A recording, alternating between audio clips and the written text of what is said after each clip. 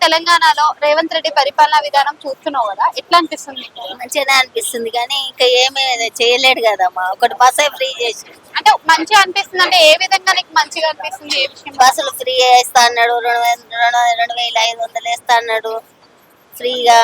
మళ్ళీ ఏదన్నా ఇంత ప్లాట్లు ఇస్తా అన్నాడు. అవన్నీ ఏమి లేవు కదా ఇంకా. అంటే ఉచిత బస్ ఇస్తా అన్నాడు, ఉచిత బస్ ఇచ్చిండు కదా మరి.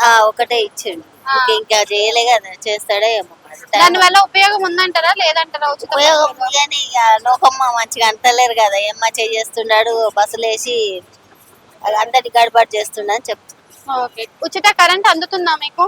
అందుతుంది. అందుతుంది. ఇంకా మీరు కేసీఆర్ ప్రభుత్వం చూసారు కదా, 10 ఏళ్ల పరిపాలన చూసిండ్రు కేసీఆర్ది. మరి ఆయనది మంచిగా ఉందా, ఈయనది మంచిగా ఉందా అంటే ఏం చెప్తారు? ఆయనది ఏం మాకు అంత ఇంట్రెస్ట్ రాలేదమ్మా. మాకు భూమి ఉన్న భూమి కూడా కొంచుకొని అదే కలెక్టర్ ఆఫీస్ కి చేపించి మీ భూమిలో కబ్జా చేసిండ్రు అంటున్నారు. ఓకే. అయితే ఇప్పుడు రేవంత్ రెడ్డి పరిపాలనలో మరి ఈయన బెస్ట్ అనిపిస్తుందా, ఆయన బెస్ట్ అనిపిస్తుందా? ఇంకా టైం ఉన్నది బెస్ట్ అని. ఇంకా టైం ఉన్నది అంటారు. మరి ఈయన పరిపాలన హైదరాబాద్ లో ఇల్లు కూల్చేస్తుండే కదా హైడ్రా అని చెప్పేసి, మరి ఎట్లా అనిపిస్తుంది? అది తెలియదమ్మా. Thank you.